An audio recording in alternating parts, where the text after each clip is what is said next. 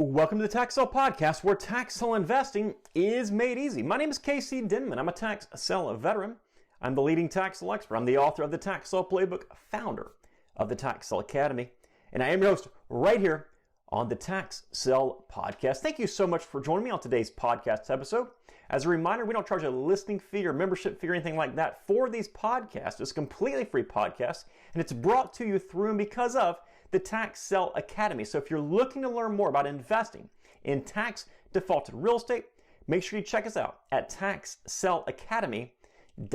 All right, today I've got an episode that should excite a lot of listeners. Today we'll be talking about starting with $1,000 or less as a tax sale investor. Now, as I've discussed in previous episodes on this podcast and over on YouTube, most people out there should be able to come up with at least $1,000, even if it's borrowed from friends, family, Visa, or MasterCard. So what gives? Is it even possible? Can you actually invest in real estate for $1,000 or less?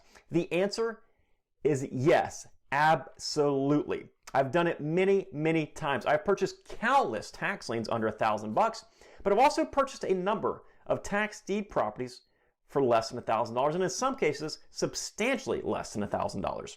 These include vacant acreage parcels, lots, houses, even commercial structures. I actually tell a story about the best day of my tax sale life on this podcast. If you search way back and listen to episode number 10. And I go in detail about a phenomenal day that I had where I think everything I purchased was less than $100. And then if you go over to my YouTube channel, some of my most popular videos involve some incredibly cheap real estate. The $20 house, the 1 cent real estate deal, and a number of others. Most of these show examples, deeds, and numbers for those of you that are curious. The point is that cheap real estate absolutely 100% exists out there. So from that perspective, it definitely is possible because I've done it many, many times, as have a number of the Tax Sale Academy members. Now, before I get into some tactics, I do need to discuss a few things with you. Your goal should not be to always limit yourself to having just $1,000 to invest. In other words, if you turn that $1,000 into $1,500, you don't need to go out and spend that extra $500 that you made. Instead, roll that $1,000 over and over and over, or whatever you're starting with. Keep rolling it over until you eventually build up more capital to propel your business to the next level. The more capital you have, the more options you have. It's plain and simple. So keep that in the back of your mind. And secondly, and perhaps more importantly, what I'm about to discuss comes with the assumption that you know what you are doing as a tax sale investor. Before you invest any amount of money, whether it's $100 or $100,000, you must know what you're doing. This is the most often overlooked aspect of this business, and coincidentally is the very thing that ends up putting the most people out of this business. The cheaper the property, the higher the likelihood it has an issue of some sort. Think maybe like a 2-foot wide easement, right? Therefore, you must be well educated prior to buying anything as a tax sale investor, especially the cheapest tax sale properties that exist. All right, so if you have limited funds, here are a few of the strategies that I suggest for you. Number 1, focus on low tax rate areas. These are typically going to be in the smaller, more rural markets.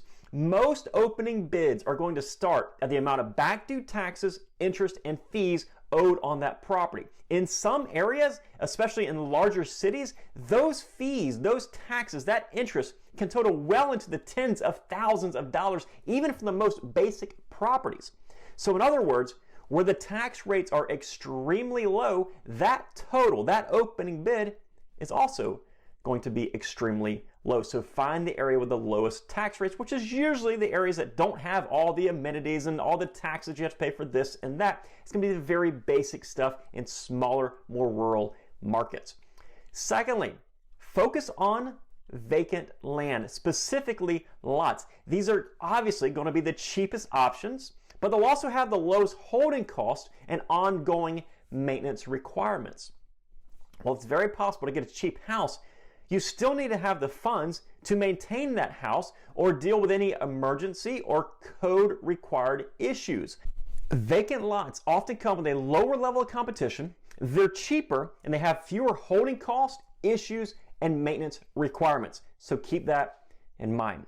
The next one, find areas with nominal or no reserve auctions. Now, a few states offer these, although they might be referred to with a variety of different names. Sometimes these are available when the property went through an initial auction and went unsold. It did not get a single bid. These are very similar to OTC properties, which we'll be discussing next. But these are going to be offered in states where the county have the discretion or the requirement to reduce the prices after the properties went unsold. Do your research to find the states that fit you best when it comes to this type of approach. The next one are the OTC properties. This stands for over the counter. Make sure you consider the OTC list. They're over the counter properties that went unsold at an auction. So they were offered at a tax sale with a minimum bid. Nobody placed a bid on those properties, so they get moved on to the over the counter list, essentially where you walk in, you buy the property, and you walk out as the owner. These are often the cheapest properties that you're going to be able to buy, but they'll also have the highest percentage of issues.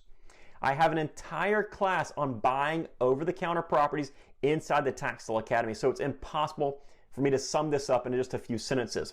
But in short, it's worth considering OTC properties if you're a capable and knowledgeable investor when it comes to performing thorough and accurate due diligence. The next one, plan on going to multiple areas. And when I use the word multiple, I'm not talking about 2 or 3. I'm talking about perhaps dozens of different areas. And this in and of itself requires a unique set of skills, as you can't just bounce from one area to the next without doing proper research about the area that you'll be investing in. But unless you stumble across a sweet spot, you will likely not be able to just go to the same area over and over and over again, snagging all the cheap properties. More often than not, they're going to be spread out across a number of different markets and perhaps even a number of different states.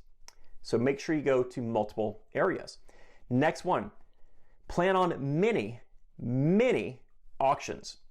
These examples that I went over at the beginning of this podcast came after I was well into a decade of my tax sale career, and after I had attended literally hundreds of auctions. The more auctions you go to, the better. Plain and simple. Next one, be patient. Again, patience is such a virtue in this business. I cannot begin to tell you just how important it is, especially when you're starting with a small budget. Unfortunately, this is not a get-rich-quick business.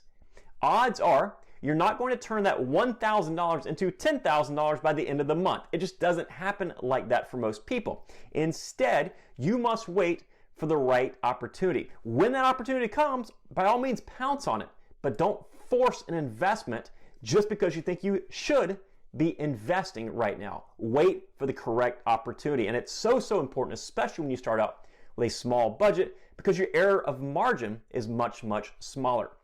Next one, have a plan.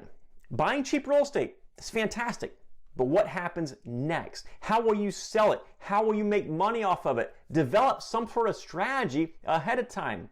A $500 vacant lot that you sell for $1,000, that's a pretty dang good return, right? You're doubling your money. But if you think you're gonna be able to clear the title and sell it with a realtor, you're sadly mistaken, and you're going to end up in the red with that approach.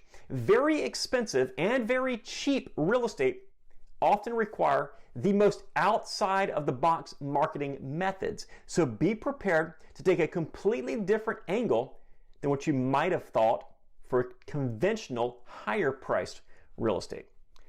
Next one, if you're a tax deed investor, consider investing in tax liens. These are much more easily obtainable for less than $1,000. Now, a lien itself and their return that is worth less than $1,000 means you're not going to make a whole lot of money, but it could be a place to start. Another option is to buy and resell tax liens. Again, this takes an out-of-the-box approach and much more effort, but it is a way to start rolling that investment over time and time again. And lastly here, you must really try to avoid getting tunnel vision while chasing the cheapest tax sale properties that are out there, because so many of those properties are going to have bright red flags saying you should not buy me. I've always said that tax sale properties have a much higher concentration of issues when you compare those properties to your typical sampling of real estate that's out there. Now, when you compare the cheapest tax sale properties to the rest of the tax sale properties, there's an even higher concentration of properties that have issues when you're looking at those cheap tax sale properties. So you must really perform proper and thorough due diligence. And don't just think that because it's cheap, you only stand to lose what you have invested. That $300 house that had burned to the ground now might also come with a $10,000 cleanup bill from the city made out to you personally. So be careful there. Don't miss the red flags. Hopefully, this episode has helped you get a better idea of some of the strategies you can use when you're starting with $1,000 or less as a tax sale investor. A quick rundown. Focus on low tax rate areas. Rural areas are fantastic. Vacant lots, I highly recommend. Search for those areas with no reserve or nominal opening bids. Check out the OTC list. Go to lots and lots and lots of auctions. Develop a plan for what you're going to do with those properties. Have patience. Consider tax liens or flipping tax liens. And finally, do not overlook the red flags regardless of the price you'll be paying.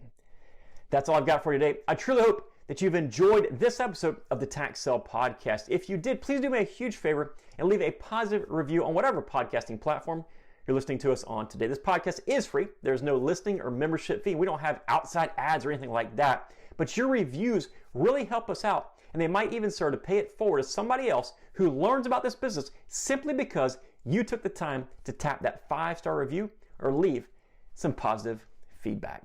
And as always, if we can be of any additional help, be sure to check out our website at taxsaleacademy.com. Hey, take care, folks, and make it a successful day. We'll see you next time right here on the Tax Sale Podcast. Bye-bye.